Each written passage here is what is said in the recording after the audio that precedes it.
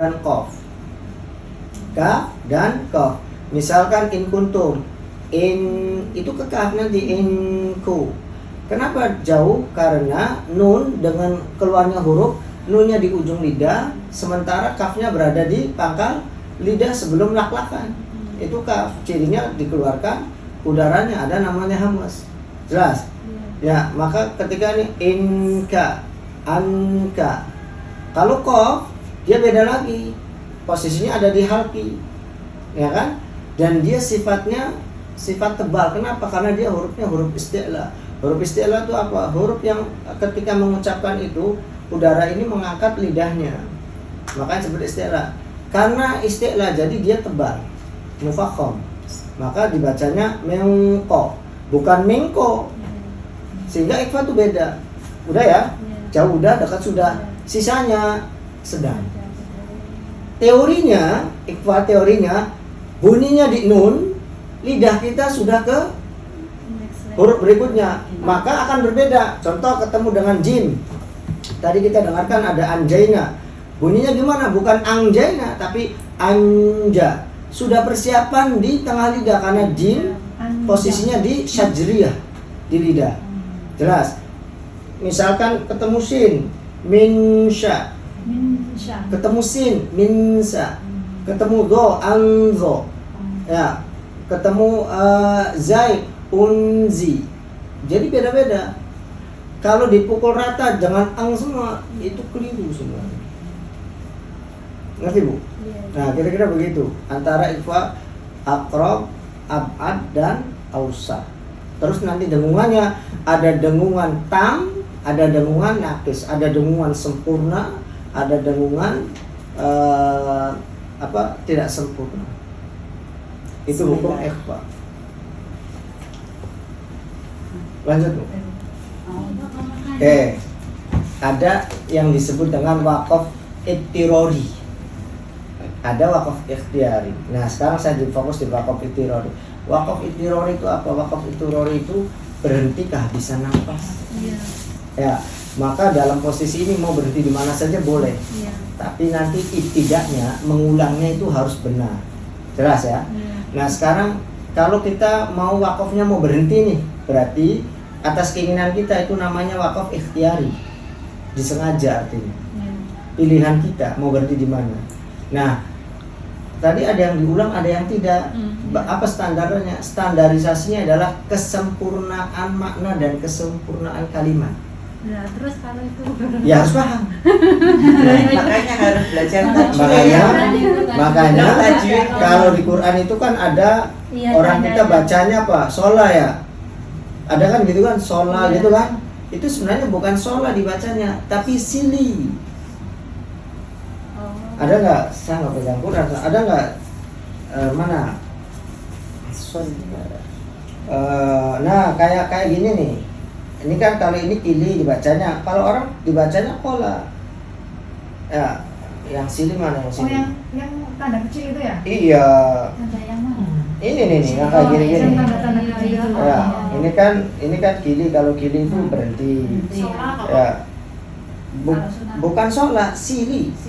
Sili itu artinya perintah sambunglah. Ya. Iya, dibacanya sili. Dibacanya sili bukan sholat. Ya, oke. Itu ada kalimatnya sempurna tapi maknanya belum sempurna. Ada juga kalimatnya sempurna kemudian maknanya sempurna. Itu nanti berhenti. Jelas? Jadi kalau misalkan ibu mau berhenti terus ngulangnya dari mana? Lebih baiknya minimal satu kata diulang. Kan nggak tahu nih maknanya kan? Nggak apa-apa satu kata. Atau cari kata imbuhan atau kata sambung seperti ketemu dengan wa, ketemu dengan summa, ketemu dengan fi'il ola. Tapi jangan sampai kalau ada yang la, jangan berhenti dari la, karena bisa jadi merubah makna yang tadinya positif jadi negatif maknanya. Itu standarnya begitu aja. Sesuatu yang misalkan perbuatan nih, ya, misalkan saya memotong. Nih, misalkan kalau bahasa Arabnya saya menyobek, ini namanya kasaro. Namanya apa? Kasaro, itu menyobek. Tapi kalau di tasjid sinnya kasaro, berarti saya nyobek-nyobek, berulang-ulang penyobekannya. Paham? Jadi fungsinya tasjid diantaranya adalah untuk menghasilkan makna pengulangan. Jadinya at-takfir. Jelas tuh. Ya, makanya gini. Ada lafaz dalam Quran itu ada kafaro, ada kafaro. Ada kafaro, ada yang pakai tasydid di fa-nya, ada yang tanpa tasydid. Maknanya beda. Kalau kafaro berarti kufur, menutupi. Tapi kalau kafaro berarti menghapus berkali-kali. Itu biasanya untuk dosa. Yukaffiru as-sayyi'at.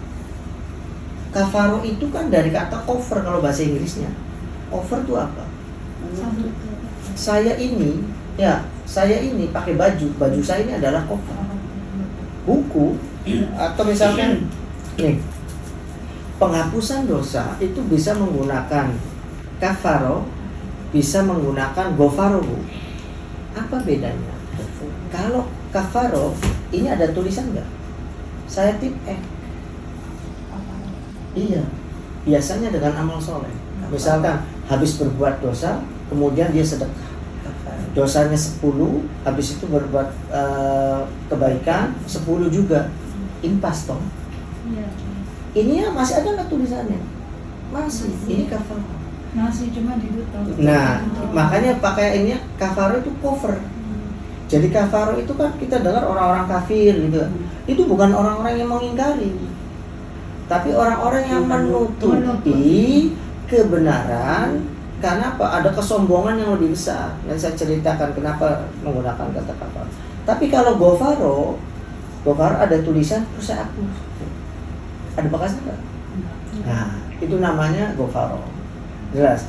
Sehingga ketika kita beristighfar itu hilang dosanya. Dah.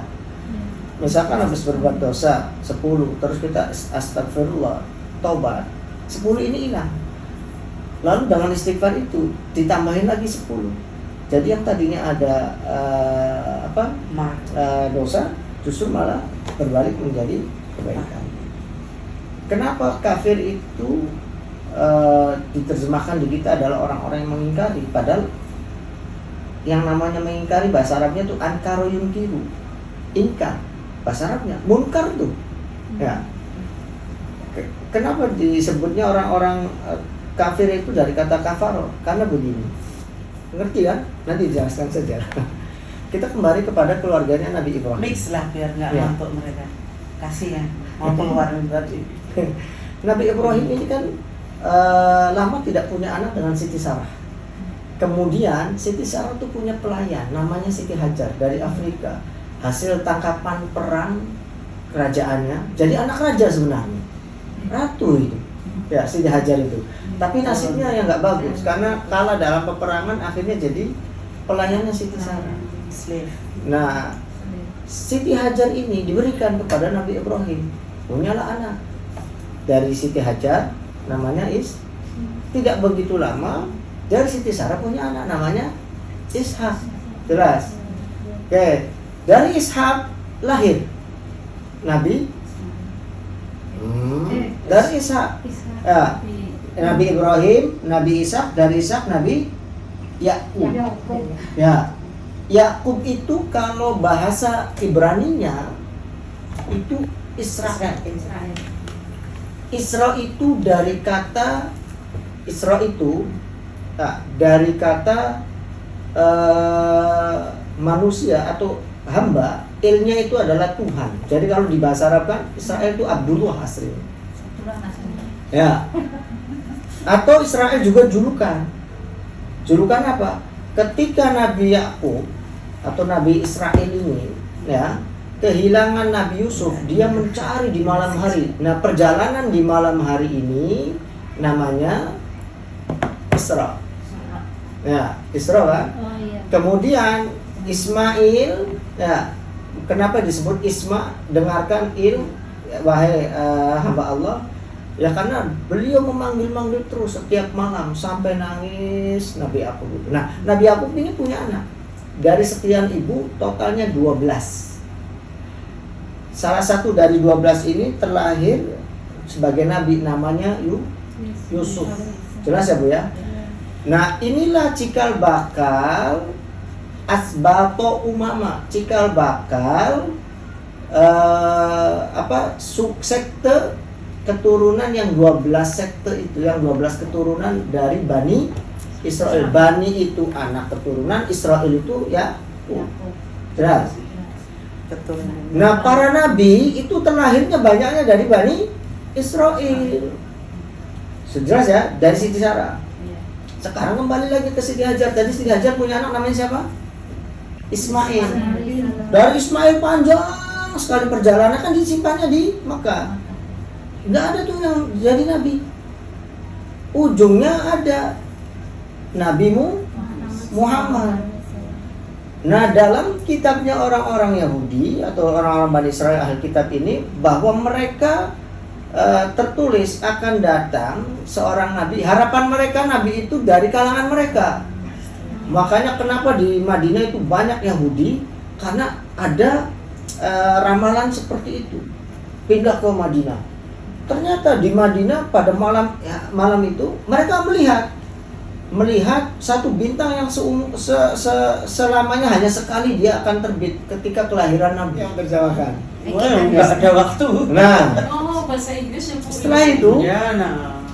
ini harusnya sudah lahirnya Nabi. Dicari tiap pintu rumah Madinah itu nggak ketemu. Cari di Makkah nggak ketemu. Cari di Madinah nggak ketemu, nggak ada. Ternyata dapat kabar ada kelahiran seorang Nabi di Mekah. Setelah diusut Nabi Muhammad, dicek Nabi Muhammad keturunannya siapa? Abdullah, terus Abdul Manaf sampai kepada Nabi Ismail. Ismail anaknya siapa? Anaknya Siti Hajar. Siapa Siti Hajar? Siti Hajar kan Buddha. Sementara mereka dari kalangan bangsawan. Paham nggak? Dari Siti Sarah. Masa keturunan bangsawan harus hormat tunduk kepada Muhammad yang asal muasalnya adalah dari Siti Hajar, yang plus itu adalah selirnya. Iya kan? Gengsi nggak kira-kira? Nah, rasa gengsi itu kan kesombongan. Itulah yang menutupi mereka nggak mau beriman. Ya nanti dulu dong. Oh, saya kalangan elit, orang-orang apa namanya?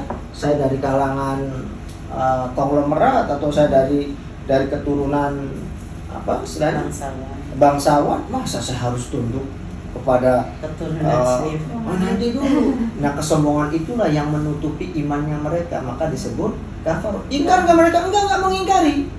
Mereka ngerti, paham betul, karena di kitab mereka akan turunkan namanya Ahmad, ciri-cirinya ada khotamun nubuwah, semuanya detail. Gitu loh. Karena kesombongan mereka itulah, nah, sehingga mereka ini tidak mau muncullah kata-kata kafir. Itu cover. Tahu cover kan? Cover buku. Nah, ya kalau kita jalan-jalan juga kita bawa koper. Nah iya. Ya, itu kan nutupin apa? Nutupin pakaian. Ya cover itu lah. Kayak hijab itu kan koper. Ya, understand? Understood. Of course not. You want to go? I get black in You cannot go out first. Jadi jelas ya, ngerti ya? Talking about the story of Prophet Muhammad. Ngerti dong? Lanjut, silakan. Istaghfir lahum Pakai sinnya. Istaghfir lahum aw la tastaghfir lahum sawa'un fa in tastaghfir 70 marrah la yastaghfirullah. Itu kan? Oh ya, ulangi.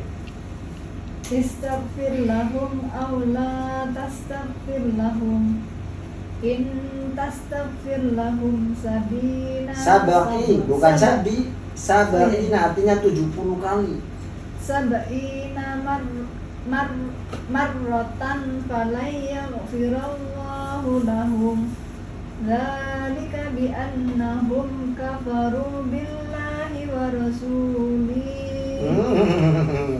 Ulangi dari dalika. Dalika. Dzalika bi annahum kafaru billahi wa rasulih wallahu la yahdil Panjang laknya. La wallahu la yahdil qaumal fasiqin. itu huruf qaf bukan. Kalau qaf ketemu wawu bukan kauma. Qaum. Kan sudah saya ajak. Ulangi. Wallahu la yahdi. Wallahu la yahdil Panjang laknya. wallahu la yahdil qaumal fasiqin. Saya meletakkan setiap kalimat pada setiap huruf pada kata, setiap kata pada kalimat itu ada maksudnya semua. Saya ambil contoh misalkan. Pada lafaz al-hub. Hub itu pertemuan antara huruf ha dan ba.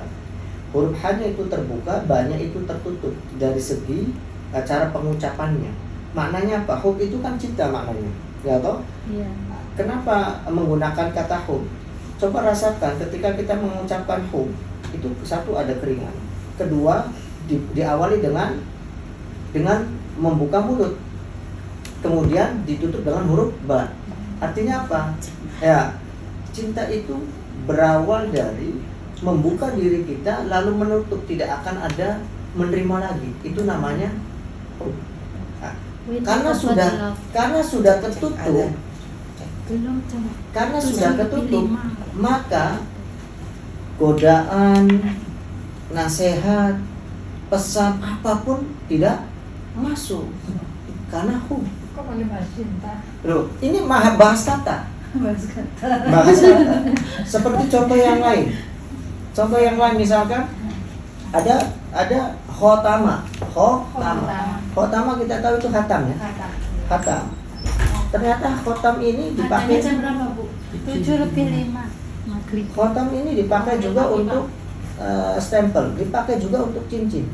Sehingga di kita mayoritas kalau orang lamaran itu pakainya cincin. Kenapa? Menggunakan cincin. Karena cincin itu tidak berujung, tidak ada sambungannya, betul nggak? Harapannya apa? Cinta yang dia miliki, ya kan? Itu tidak ada ujungnya. Seperti Mbak ini, tidak ada ujungnya itu. Makanya dinasihatkan apapun, dia lebih rela keluar dari Islam daripada melepas cintanya. Hah? Kalau cinta Itu ada kan. cincinnya. Itu kan kinayah. You see stressful listening you. Can you speak English? Kita ke Basra. Oke, iya Pak. Ka ambaluhum wa auladuhum Belum. Ya, innama belum jawab. yuridullahu an yu'adzibahum bima fid dunya wa tazhaqa anfusuhum Itu pakai zai, watazhaqa. Begitu. wa tazhaqa anfusuhum wa hum kafirun wa idza unzilat Suratun. an aminu billahi wa jahidu ma'a rasulihi ista'danaka ulut tawli minhum wa qalu darna nakum ma'al qaidin Pakai dan, qaidin. ma'al qaidin Kalau yang pertama zarna, darna nakum ma'al qaidin. iya. Coba Sadaqallahul adzim. Maghrib langsung kuat. kalau maghrib. Iya. Ya, kita siap-siap kalau gitu. Ustaz turun. Masih ada wudhu.